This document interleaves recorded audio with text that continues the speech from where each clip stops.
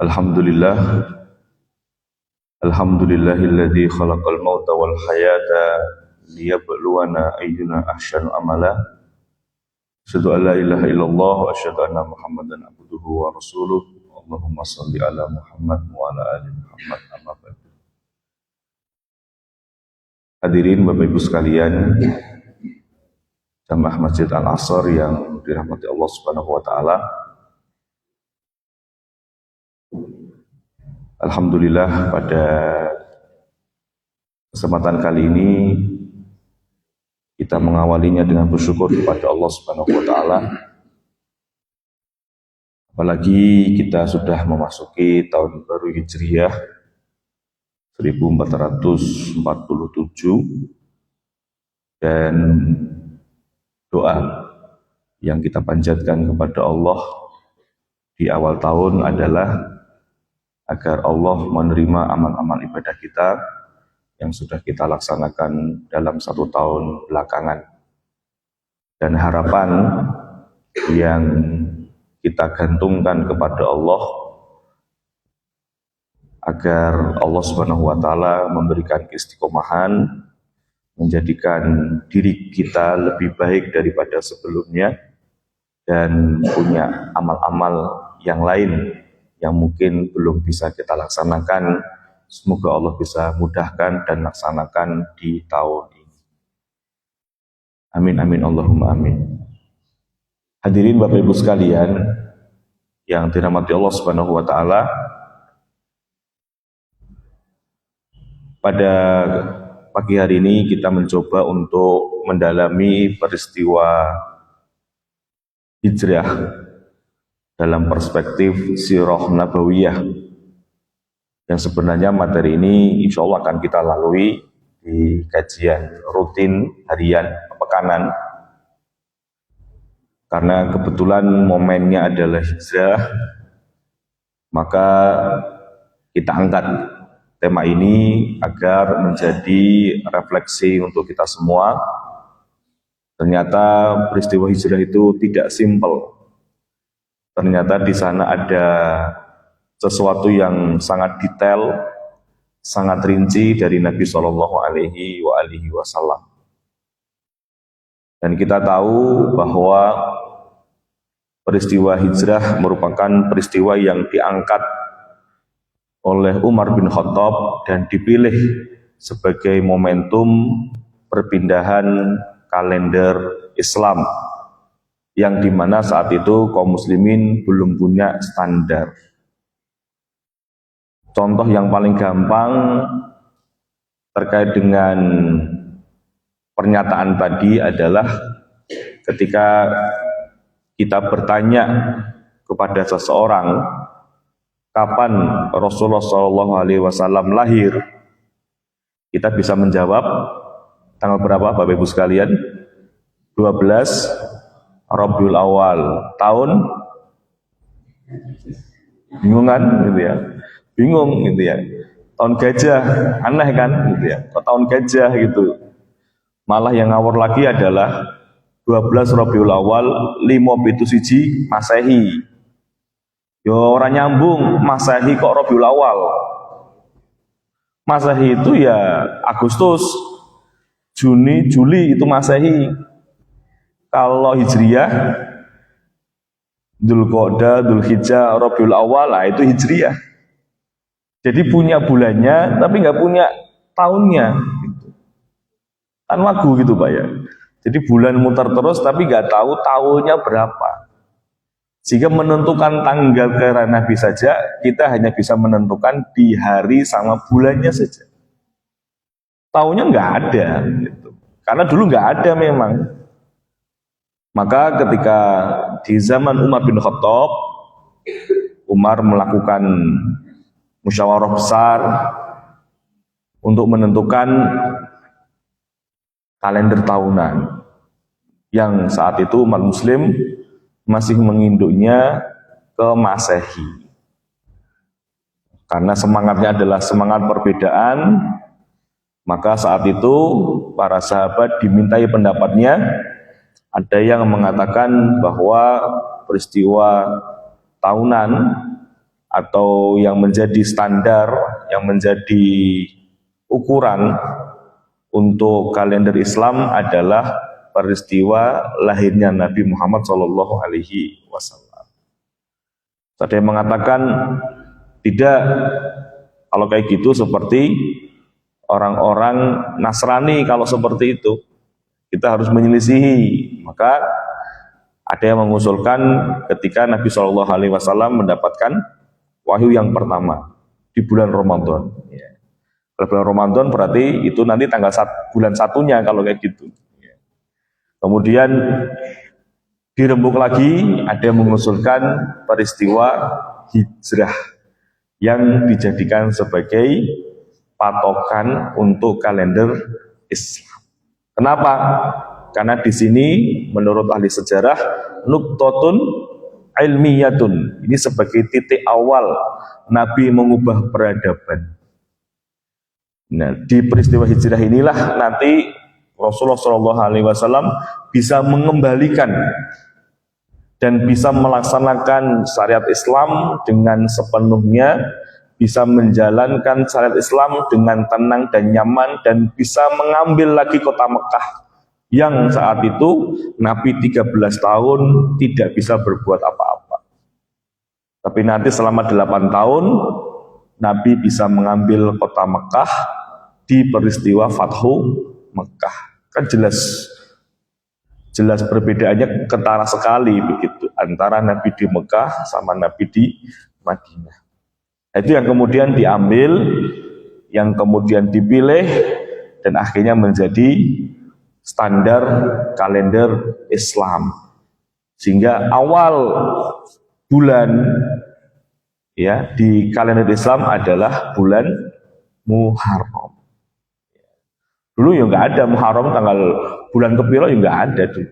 Pokoknya kalau bicara bulan, ya Allah punya bulan 12, tapi yang pertama nggak bisa ditentukan, dan ini sudah konsensus, sudah disepakati, dan ini berlaku sampai saat ini. Nah, itulah yang kita harus resapi. Kenapa hijrah menjadi momentum yang luar biasa yang dipilih oleh Umar sebagai patokan awal untuk kalender Islam. Saya masuk ke pelajaran yang bisa diambil dulu, yang nanti kita akan spill poin-poinnya ya. Pelajaran yang bisa kita ambil Bapak Ibu sekalian dari peristiwa hijrah ini ada dua ya. Atau dari dua ini bisa kita kerucutkan menjadi satu, yaitu adalah sihatut tawakkuli 'ala Allah. Bagaimana tawakal yang benar kepada Allah. Di tawakal yang benar itu seperti apa? Nah, Nabi mengajarkan di peristiwa hijrah ini. Yang namanya tawakal itu bukan pasrah, bongkoan, tidak ngapa-ngapain, boten. Tapi yang namanya tawakal ingkang benar niku ada dua indikator. Enten kalih indikatoripun.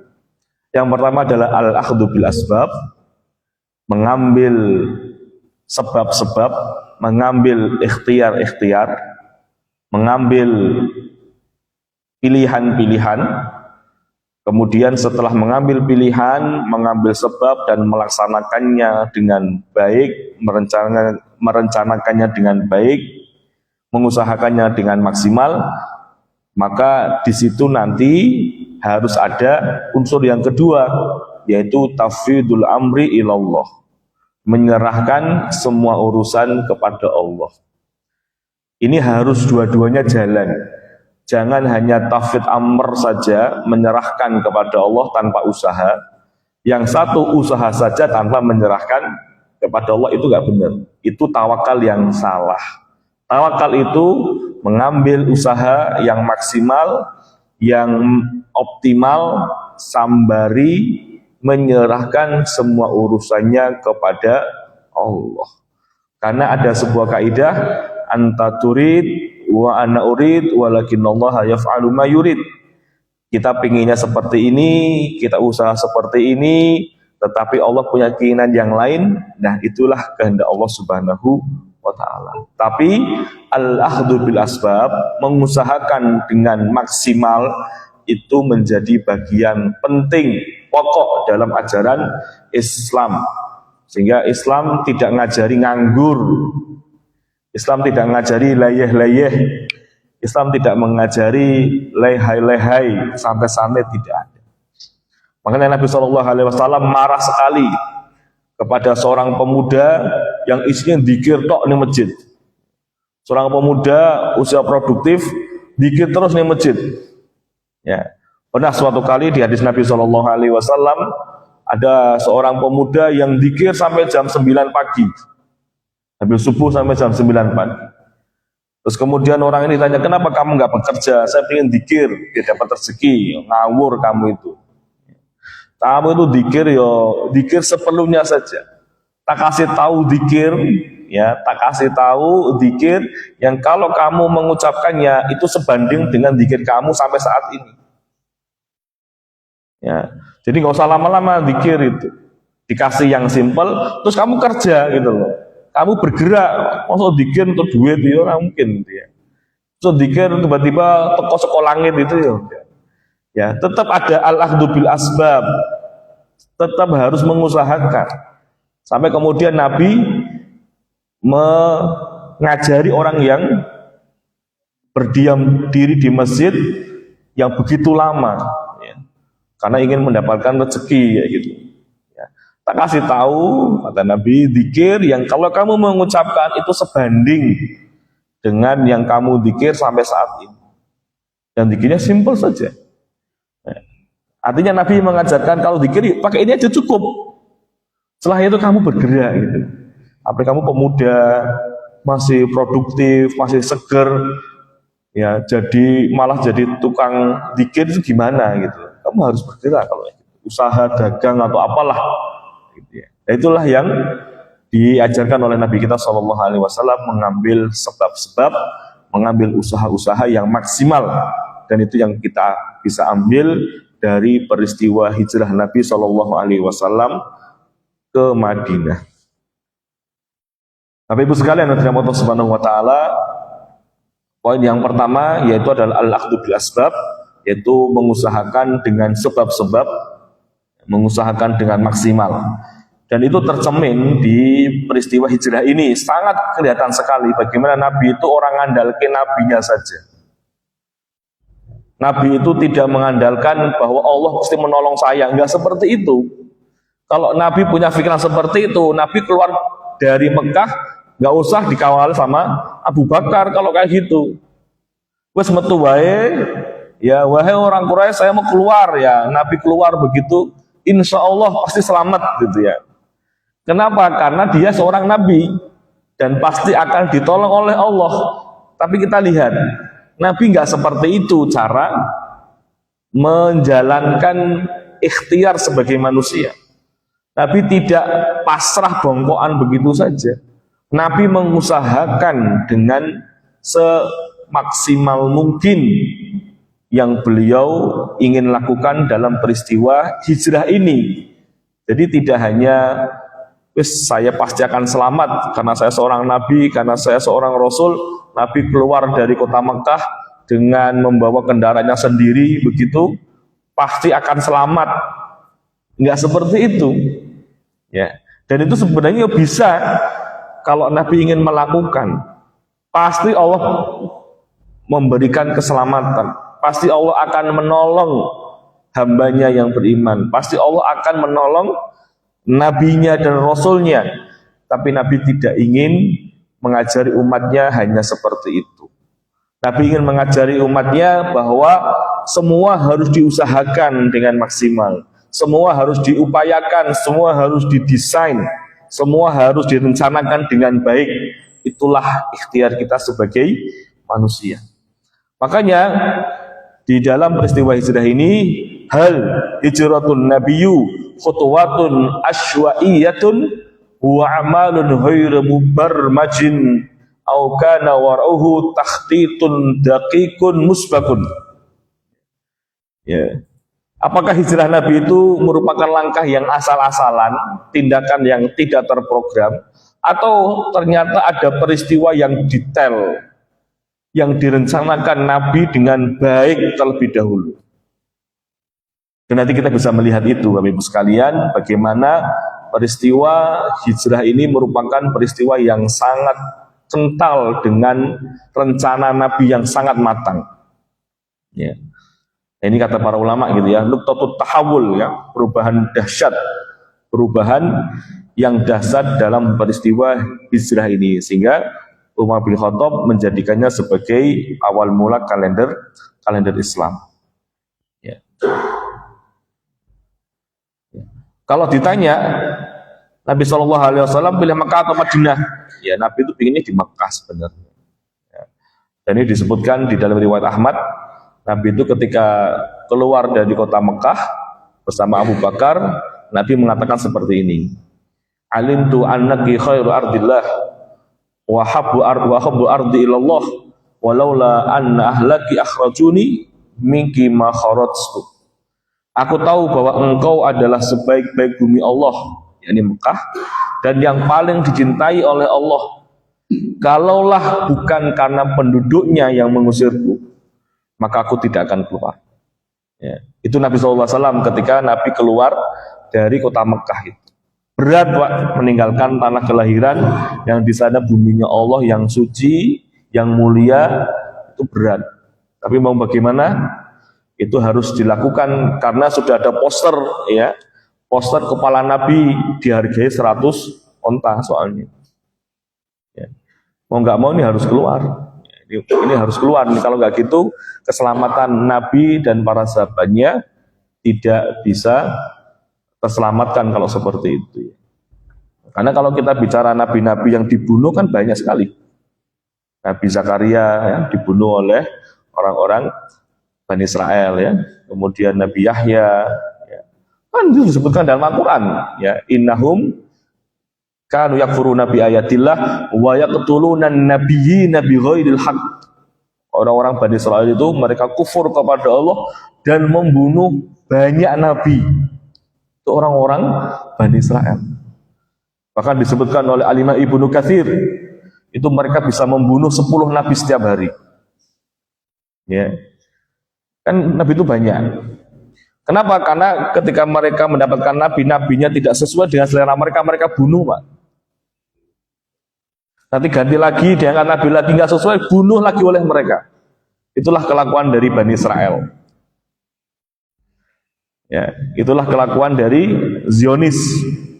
Ya, sehingga nabi saja dibunuh, apalagi anak-anak, orang tua, wanita di Gaza. Ya, bagi mereka itu yang biasa. Nabinya mereka bunuh, Pak. Bayangkan. Itu disebutkan oleh Allah sendiri dalam Al-Quran. Innahum kanu yakfuruna bi ayatillah wa yaqtuluna an-nabiyyina bi ghairil haqq. Mereka membunuh banyak nabi. Ya. Karena tidak sesuai dengan selera mereka, tidak sesuai dengan keinginan mereka, sehingga mereka membunuh. Artinya apa? Nabi pun bisa dibunuh gitu loh. Nabi paham. Ya, Nabi itu paham. Buktinya ada nabi yang tidak terselamatkan oleh kaumnya. Saya pun nanti juga sama, maka Nabi harus punya cara untuk menghindari itu. Kan begitu caranya. Apalagi kalau dalam peristiwa Uhud, nanti kita bisa membaca sirahnya. Nabi kan hampir terbunuh di situ, di perang Uhud. Kalaulah bukan sahabat-sahabat yang menjadi tameng Nabi bisa terbunuh saat itu. Ya. Bahkan sempat ada isu kan, sempat orang muslimin itu di perang Uhud itu lemes. Kenapa? Karena orang kafir mengatakan itu Muhammad sudah wafat, sudah mati gitu. Kaum muslimin langsung lemes, Pak. Ketika perang itu langsung lemes. Ketika mendengar suara yang mengatakan bahwa Nabi Muhammad telah wafat, langsung lemes rasanya. Nah, kemudian ada suara kaum muslimin, belum, Nabi Muhammad belum wafat, Rasulullah belum wafat, langsung semangat lagi. Itu artinya sesuatu manusiawi tidak bisa terelakkan dari diri Nabi. Nabi sebagai manusia biasa, dia bisa mendapatkan mendapatkan serangan, mendapatkan hantaman itu hal yang biasa. Karena itu sebagai manusia. Gitu. Makanya Nabi ini melakukan ikhtiar untuk hijrah, dan hijrahnya Nabi itu tidak sembarangan. Ya. Maka hadirin Bapak Ibu sekalian yang dirahmati Allah Subhanahu wa taala, ya. Karena yang menjadi momok kaum muslimin saat itu adalah Nabi Muhammad. Ya. Jadi yang menjadi perhatian utama orang-orang Quraisy itu adalah Nabi Muhammad SAW. Sehingga Nabi juga merencanakan hijrahnya juga dengan matang. Jadi nggak asal-asalan gitu. Oke. Yang pertama, hadirin sekalian Bapak Ibu yang dirahmati Allah Subhanahu wa taala. Ini nanti peristiwanya ya. Ya, ini dia. Kita tahu siapa sahabat yang menemani Rasulullah SAW dalam hijrah? Abu Bakar. Pertanyaan saya dulu, kenapa kok bukan Umar? Kenapa bukan Hamzah? Kan keren itu Pak, sampainya Umar, sampainya Hamzah, tebas kabeh gitu mungkin gitu ya. Ya. Kan luar biasa. Kenapa Umar? Kenapa Abu Bakar? Kok bukan Umar, kok bukan Hamzah begitu? Ternyata Bapak Ibu sekalian yang dirahmati Allah Subhanahu wa taala, berapapun orang yang mengawal Nabi pasti binasa, Pak. Karena memang kaum musyrikin, orang-orang Quraisy itu mengerahkan semua tenaga. Bahkan diambil orang-orang terbaik dari semua suku harus terlibat, dan itu menjadi keputusan MK-nya, keputusan bersama dan harus ditaati. Dikeluarkannya orang-orang terbaik dari suku-suku yang ada di Arab saat itu untuk menghabisi Nabi Muhammad SAW. Maka kalau seandainya dikawal oleh orang terbaik saja, Hamzah dan Umar pun juga pasti akan binasa. Nah, duang yang dikeroyok 200 Pak, ya remuk pasti. Gitu. Apalagi yang menjadi delegasi dari suku-suku itu adalah orang-orang terbaiknya. Jadi bukan sembarangan. Nabi faham, ini pasti akan celaka kalau saya mengandalkan orang-orang yang panglima atau kesatria dan kaum muslimin, nggak bisa seperti ini. Maka harus dengan cara yang lain. Maka kemudian Nabi SAW berdasarkan wahyu dari Allah Subhanahu Wa Taala mengajak Abu Bakar untuk menjadi teman hijrahnya. Dan ternyata satu paket dengan keluarganya. Inilah orang-orang yang terlibat di dalam peristiwa hijrah Nabi. Ya. Jadi Nabi sudah merencanakan berdasarkan wahyu dari Allah Abu Bakar, itu saja. Tapi Nabi tidak, terus kelanjutannya seperti apa? Itu Nabi sendiri yang desain. Paham ya? Jadi wahyu dari Allah, kamu nanti sama Abu Bakar hijrahnya. Tapi detailnya dari Nabi Muhammad sendiri. Rinciannya dari Nabi Muhammad sendiri. Akhirnya Nabi SAW ketemu dengan Abu Bakar dan membicarakan terkait dengan hijrahnya. Nabi merencanakan, Nabi tidak langsung ke Madinah, Nabi belok dulu ke Gua Sur. Kan begitu rencananya. Ke Gua Sur mungkin beberapa hari. Kita butuh suplai makanan, siapa orangnya? Kata Abu Bakar, saya punya Asma. Asma insya Allah tidak dicurigai ya Rasulullah. Kenapa? Karena dia sedang hamil. Karena orang hamil itu kan perutnya besar, makanan itu diikat, itu nggak kelihatan, Pak. Ya, kalau orang kurus, kalau makanannya diikat, kok enak apa kayak gembol-gembol, kan ketok banget. Asma saat itu hamil 8 bulan, Pak. Ya, usia hamil 8 bulan, sehingga ketika diikat makanan di perutnya dan kemudian ditutupi dengan baju, itu orang nggak akan curiga kalau itu menjadi penyuplai makanan ayahnya dan Rasulullah di Gua Sur, itu nggak kelihatan. Ya, luar biasa ya. Asma, jadi sudah merencanakan dengan seperti itu.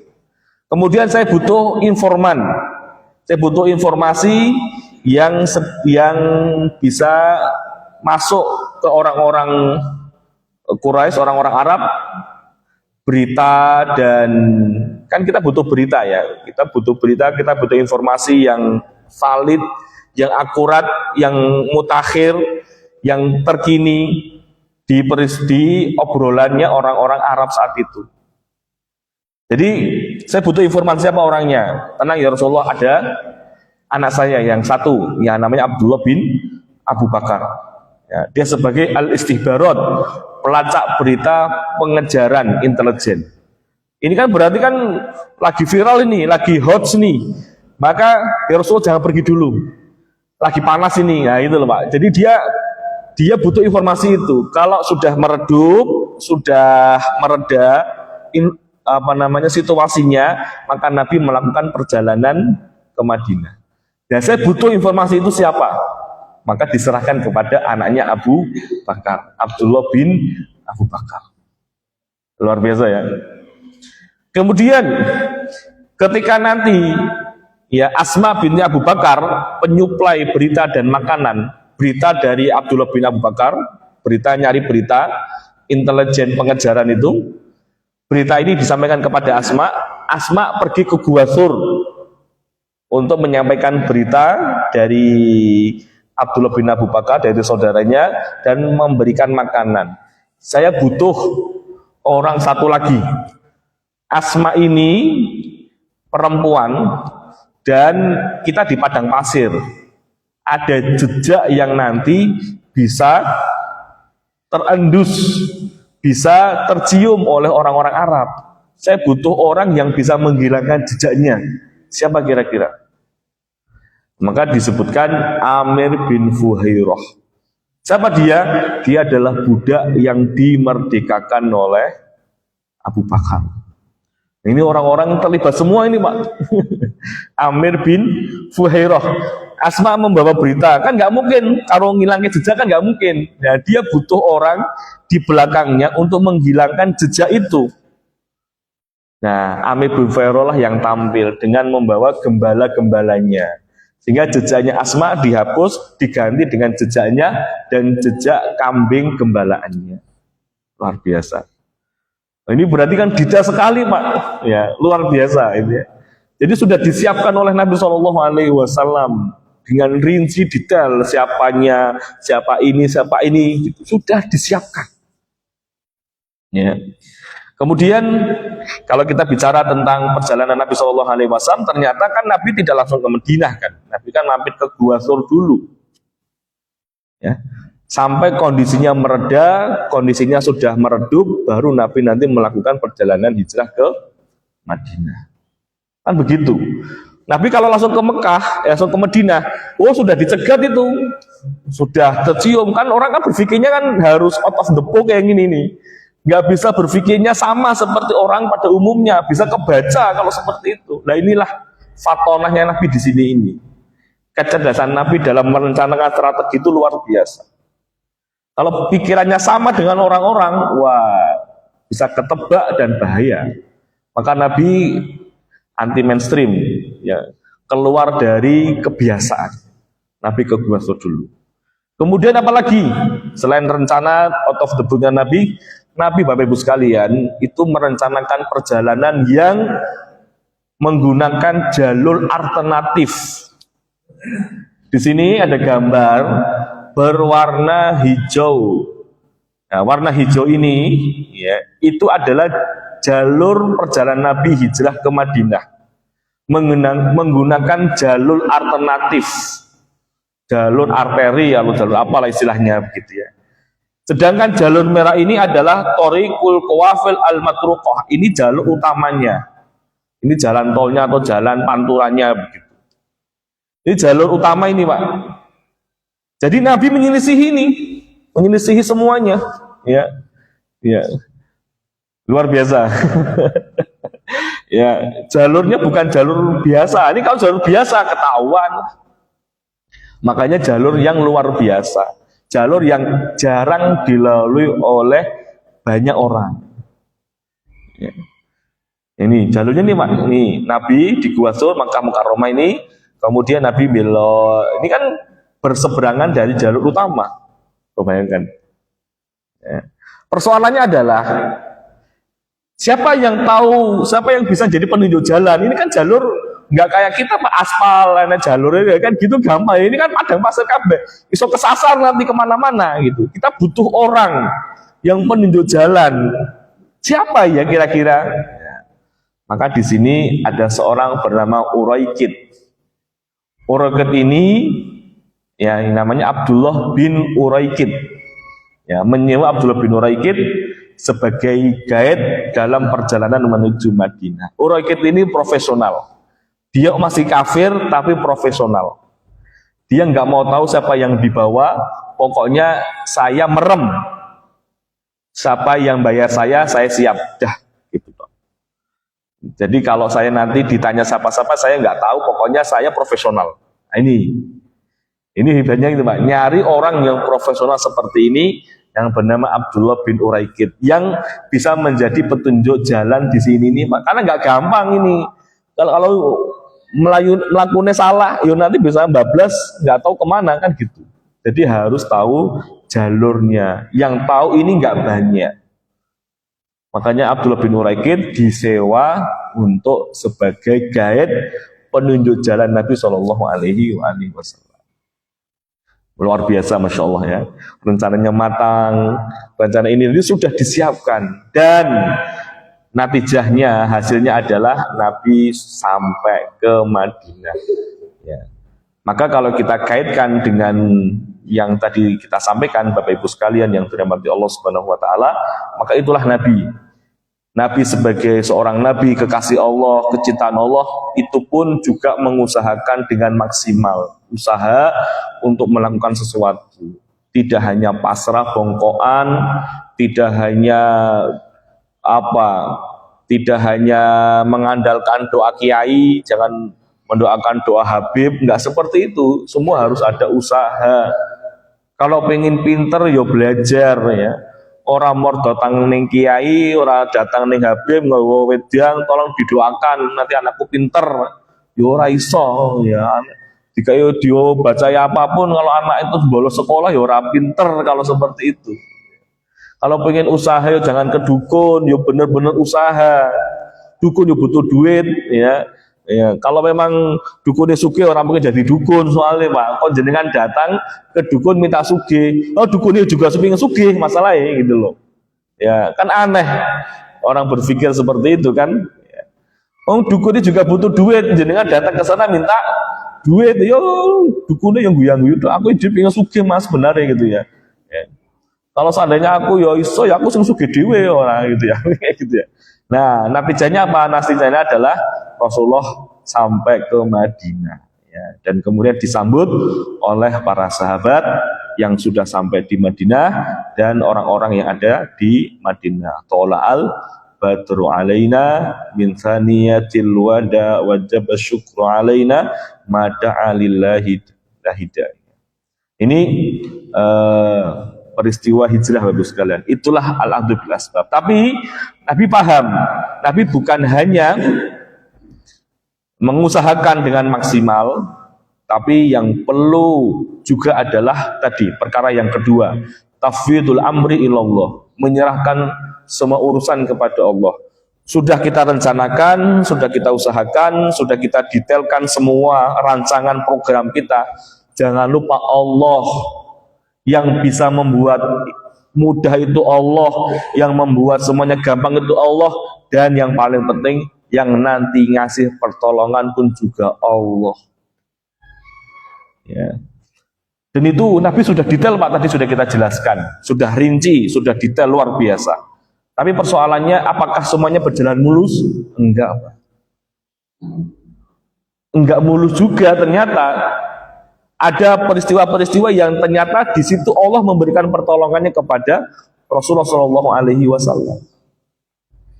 Yang pertama misalkan, ketika orang-orang Quraisy ingin menyerbu rumah Nabi Muhammad, maka Nabi ada di rumah kan. Akhirnya ketika mereka mau masuk, mereka dibuat tidur oleh Allah, dibuat ngantuk dan tidur.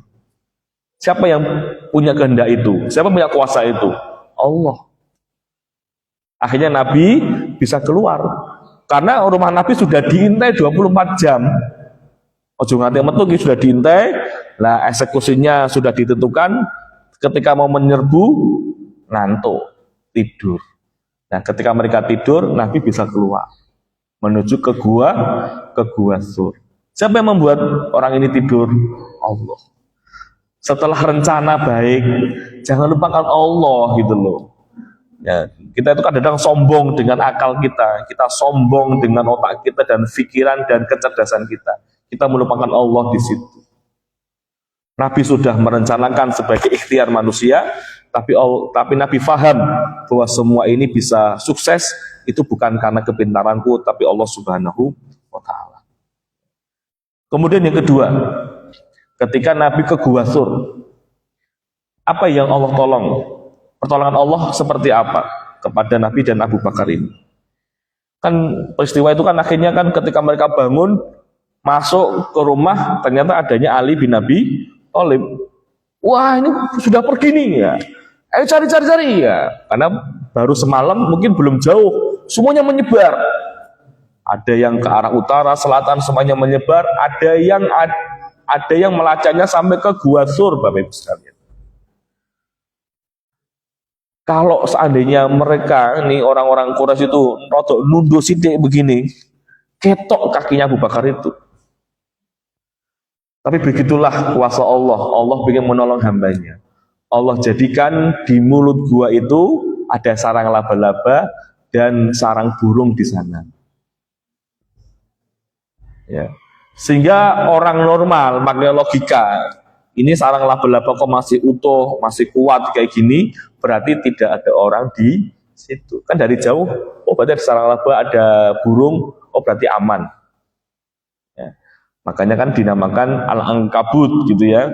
Ya, laba-laba dijadikan satu nama surat di dalam Al-Qur'an karena al-ankabut ini luar biasa. Ya, dalam menyelamatkan Nabi SAW dari kejaran orang-orang kafir Quraisy. Siapa yang membuat seperti itu? Siapa? Ya Allah. Sudah direncanakan, tapi tetap saja ada yang luput sebagai manusia. Ada yang luput kita sebagai bashar. Dan itulah nanti Allah yang akan memberikan pertolongan. Ya, Allah tidak akan menolong kalau kita nggak gerak. Makanya kata Allah, intan surullaha yang surukum. Kalau kamu ingin mendapatkan pertolongan Allah, ya kamu harus nolong Allah dulu. Wattaqullah wa yu'allimukumullah. Kamu kerjakan dulu, kamu usaha dulu, nanti Allah yang ngajari. Gerak dulu, usaha dulu, Allah yang ngasih, Allah yang akan mengajarkan kepada kita, Allah yang akan mengarahkan kepada kita, dan Allah yang akan memberikan pertolongan kepada kita. Dan itu berlaku universal, Bapak Ibu sekalian. Bahkan sampai kepada orang kafir pun sama. Kalau mereka melakukan usaha, ikhtiar, Allah akan kasih ilmunya. Cuma mereka nggak bersandar kepada Allah, gitu aja. Ya, kalau kita harus bersandar kepada Allah, jangan sampai menjadi orang kafir, orang yang hanya mengandalkan akal dan pikirannya masing-masing dan melupakan Allah Subhanahu wa Ta'ala.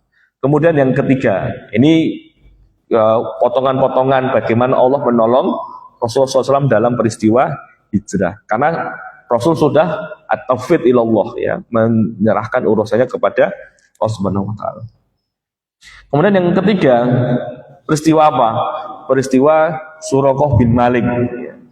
Ya, Suraqah bin Malik ini kan ya cara berpikirnya sama kayak Rasulullah. Ya. Rasulullah tuh melewatinya atau pasti dia nggak mungkin lewat jalur utama ini, pasti lewat jalur alternatif ini.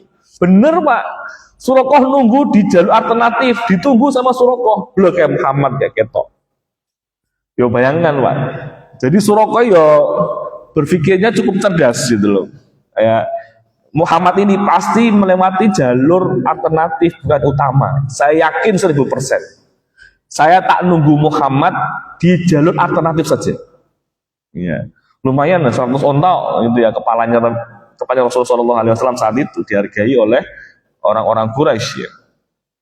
Bener Mak, ditunggu diintai begini, nongol Rasulullah 3 orang ya.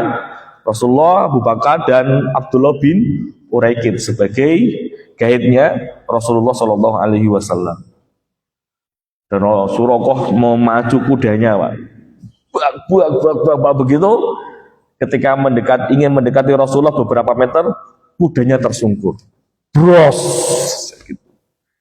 Ya. Kemudian bangun lagi, dekati lagi, bros lagi. Ya. Terus seperti itu sampai 3 kali. Bayangkan.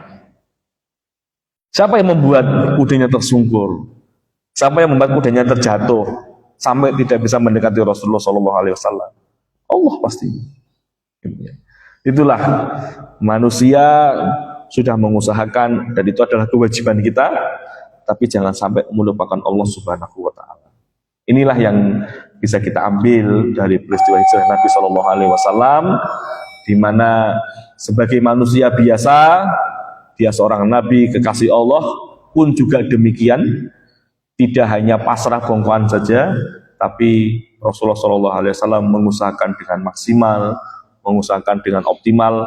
Itu pun pasti ada yang kelewat sebagai manusia, dan disitulah nanti Allah ngasih pertolongan kepada kita semuanya. Makanya dalam konteks menjalani kehidupan kita, Bapak Ibu sekalian yang dirahmati Allah, maka ini yang harus kita lakukan. Sebagai manusia, kita berusaha semaksimal mungkin. Ya, kalau bikin disertasi ya aja meneng tok, ya kudu gerak gitu. Meneng tok kok rampung dhewe ya jare sapa gitu ya. Ya gerak dulu, nanti Allah yang ngajari, Allah yang ngasih arahan dan yang lain. Itu karena kita sudah bergerak, kita sudah berusaha. Kalau nggak ada gerak nggak mungkin bisa. Ya, nggak mungkin ada pertolongan Allah Subhanahu wa Ta'ala. Karena itu sifatnya universal. Allah ngajari seseorang setelah ada pergerakan itu sudah untuk semuanya, bukan hanya untuk orang beriman. Kalau orang beriman itu pertolongannya kalau kita sudah bergerak. Tapi kalau Allah ngajari kita, Allah ngasih ilmu kepada kita setelah kita bergerak, itu kepada semuanya, apakah orang beriman atau orang kafir. Wallahu a'lam bishawab. Saya kira itu yang bisa kami sampaikan pada kesempatan kali ini. Semoga ada manfaatnya untuk kita semua, dan take away ya sebagai buah tangan yang bisa kita ambil dari kajian pada pagi hari ini. Jenengan pasti punya usaha, punya keinginan, punya cita-cita, tenanan gitu ya, tenanani, seriusi. Yang belum nikah ya misalkan ya pengen nikah, yo sing tenanan gitu ya itu ya, sing serius kayak gitu ya, diusahakan dengan maksimal. Yang belum punya apa, diusahakan dengan maksimal, tapi jangan lupakan Allah. Jangan lupa sholatnya, jangan lupa ibadahnya, jangan hanya cuma ingin, iso menurut kita, tapi kita melupakan Allah Subhanahu wa Ta'ala. Terus bedanya kita dengan korun apa kalau begitu itu? Nah, bedanya kita dengan korun, kita punya keinginan, kita punya sesuatu yang kita dambakan, tapi jangan lupakan ibadah kepada Allah Subhanahu wa Ta'ala. Karena Allah yang nanti akan memudahkan, yang akan melancarkan urusan kita semuanya. Wallahu a'lam bishawab. Saya kira itu yang bisa kami sampaikan, karena sudah syuruk, saya kira cukup. Masih belum lagi. Jadi Oke, saya kira itu yang bisa kami sampaikan. Mungkin ada yang mau ditanyakan Bapak Ibu sekalian terkait dengan persoalan hijrah ini.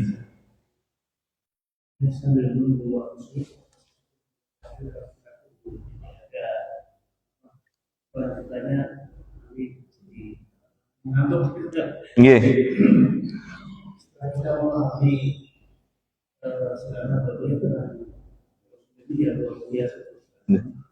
Saya ini kan orang yang hanya sekedar yakin, tapi yakin bahwa dari dasar sudah yakin tapi sudah di atas kunci. Dari itu siapa?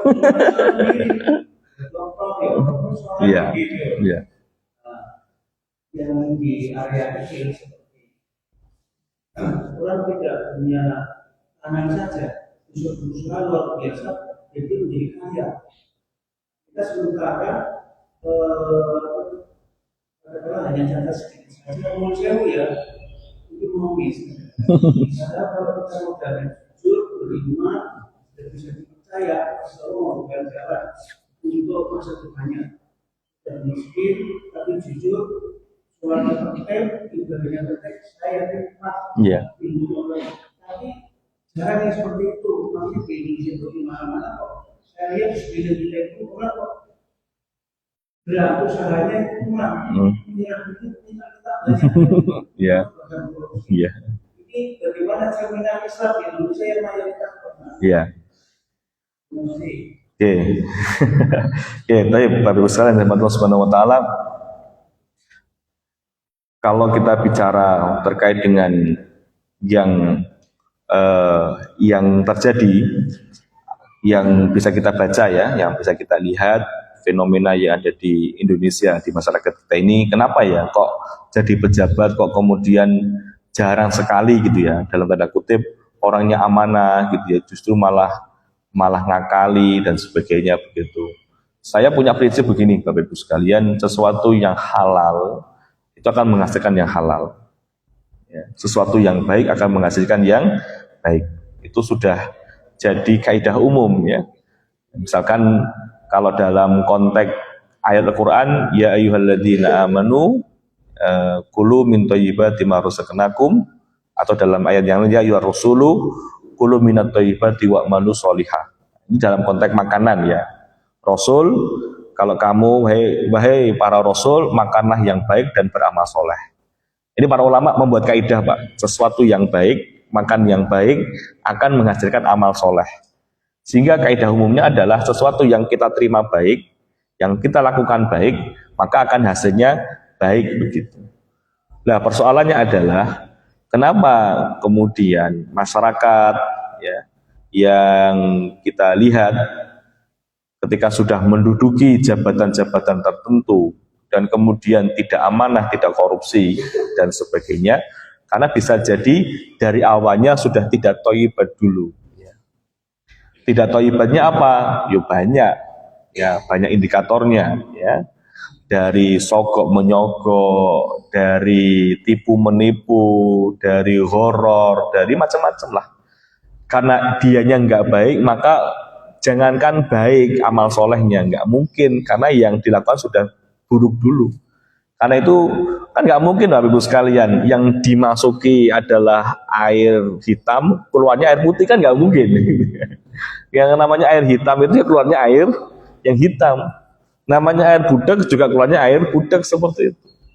Nah itu bisa terjadi ya karena orangnya seperti itu, dia memanfaatkan situasi orang Indonesia yang bodoh, yang miskin, yang tidak berpendidikan untuk dibodohi dan sebagainya, ya.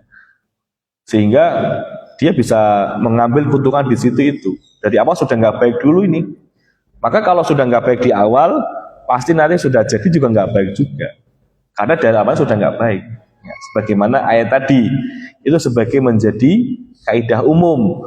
Kalau yang sebelumnya baik, maka berikutnya juga akan baik. Jadi memanfaatkan kebodohan orang Indonesia. Atau kedua, sistemnya memang sistem yang mendukung ke situ. Ya, makanya sangat berat sekali orang itu terpilih karena faktor integritas itu sangat susah sekali. Ya, pasti ada hal-hal yang ada hal-hal yang akhirnya dia ikut dalam sistem. Dia keluar dari sistem, yo pasti susah jadi. Susah itu bukan berarti tidak mungkin jadi, pasti bisa kalau memang benar kita ini bergaul dengan masyarakat, kita berinteraksi dengan masyarakat, itu pasti.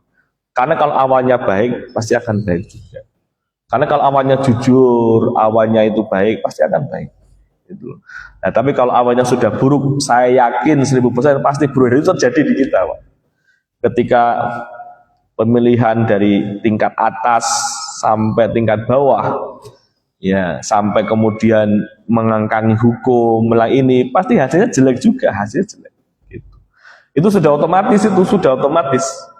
Ya, makanya isu yang sekarang lagi marah kan ada pemakzulan, itu ya supaya untuk memangkas keburukannya itu soalnya. Gitu. Ya, saya melihatnya dalam perspektif itu. Atau ketika orang jabatan, orang minta jabatan karena nyogok, itu pasti nggak baik, mesti. Itu artinya nggak baik. Ya, jabatan sebagai kepala dinas atau apa dan sebagainya itu pasti ujungnya nggak baik, tenang aja. Pasti ada masalah, pasti ada ini dan sebagainya. Kenapa? Karena dari awalnya sudah tidak baik.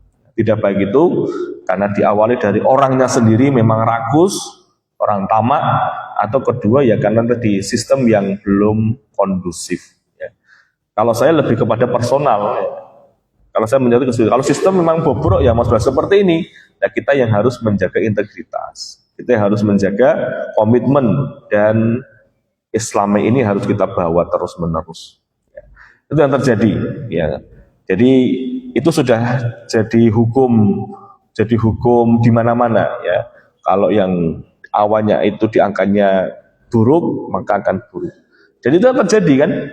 Ketika orang itu berjuang karena ikhlas, berjuang tanpa pamrih, berjuang tanpa ingin dipuji dan sebagainya, pasti akan baik juga. Ya, pasti akan baik.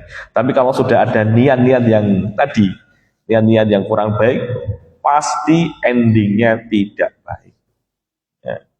Pasti endingnya tidak baik di situ. Ya. Dan itu ya bisa kita baca aja, ya bisa kita lihat itu apakah waktu dekat, waktu jauh, waktu yang agak lama, itu bisa kan kelihatan itu karakter orang, sifat orang itu kelihatan setelah dia menikmati cukup lama jabatan-jabatan yang dia peroleh dari melakukan hal-hal yang tidak Islami tadi itu. Maka ya ini kembali kepada kita masing-masing. Ya, resikonya ya resiko rento dadi apa-apa memang gitu. Resiko apa-apa ya. Ya, resikonya tidak jadi apa-apa, resikonya jadi orang biasa, selapopo yang penting selamat, tanggung jawabnya berat kalau nanti sudah mendapatkan amanah yang berat seperti itu. Maka itu hadirin sekalian Bapak Ibu yang dirahmati Allah, kalau kemudian kita kaitkan dengan peristiwa hijrah ini, maka al-akhdhu bil asbabnya itu yang baik-baik gitu loh. Kita pingin menang, kita pingin usahanya itu yang baik gitu loh. Al-akhdhu bil asbabnya, usahanya yang baik, piye carane? Ya, banyak cara saya kira. Banyak cara. Gitu loh. Cuma kita ini kayak sudah mentok kayak gitu loh. Udah mentok kayak nggak ada ide. Ya. Karena apa? Karena kita sudah terpolarisasi cara menangkan sesuatu ingin mendapatkan jabatan tertentu itu harus ABC. Padahal ada cara yang lain. Out of the box-nya itu loh, itu penting. Maka al-akhdhu bil asbab, mengusahakan dengan maksimal, mengusahakan dengan sebab-sebab yang maksimal, itu saya kira penting. Jangan sampai al-akhdhu bil asbabnya ngerempet ke syubhat, nyempret ke mungkarat, nyempret ke muharramat, jangan sampai. Karena kalau ini kita langgar, kalau ini kemudian kita terjang Bapak Ibu sekalian, maka yang terjadi adalah kepemimpinannya pasti tidak baik. Ono saja narkoba, doyan wedoan, ya ketahuan ya, lurah ngamar dengan sekretarisnya dan sebagainya kan begitu kan? Karena tadi diawalinya dengan tidak baik. Tapi kalau diawalinya dengan santun, dengan bijak, dengan kebijaksanaan, dengan wibawa yang tinggi, ya, dengan integritas yang tinggi dan yang lain, dan itu kan hal teknis ya, semuanya bisa dibicarakan, maka insya Allah jadinya baik. Karena nggak mungkin al-akhdhu bil asbab mengambil dengan cara yang haram kemudian menyerahkan urusan kepada Allah, ya ora mungkin, bener nggak? Terus karu-karu itu misalkan ya nyogo atau apa, kemudian semua serahkan kepada Allah. Dia melakukan dosa kok, Allah gimana gitu ya? Kan ora mungkin kalau seperti itu kan? Ya kan nggak mungkin, dia pasti melupakan Allah di situ, pasti Allah dianggap tidak ada seperti itu. Gitu ya. Tapi kalau orang yang punya usaha dengan baik, apakah itu pekerjaan, apakah itu politik, apakah itu ekonomi dan sebagainya, maka yang perlu kita lakukan adalah mengambil cara yang baik-baik itu. Dan pastikan Allah itu tahu, Allah paham, Allah itu mendengar dan Allah akan menolong hambanya. Itu harus jadi kunci. Ya, cuma ya seberapa keyakinan kita itu yang akhirnya menjadi pertanyaan. Ya, ini kan nanti kan macam-macam soalnya. Ada orang yang menghamba kepada kapitalis, ada yang menghamba kepada sosialis, ada yang menghamba kepada apa kepada yang lainnya, ya, maka yang seperti ini juga akan kembali ke situ juga. Makanya kalau kita orang Islam, kita tuh punya Allah, dan pasti Allah akan memberikan pertolongan kepada hamba-hambanya yang dia teguh dan istiqomah di jalannya. Wallahu a'lam bishawab. Saya kira itu, ya, Bapak Ibu yang diberkahi Allah Subhanahu wa taala, semoga ada manfaatnya. Kita akhiri dengan doa kafaratul majelis. Subhanallah bihamdika asyhadu an la ilaha illa anta astaghfiruka wa atubu ilaik. Assalamualaikum warahmatullahi wabarakatuh.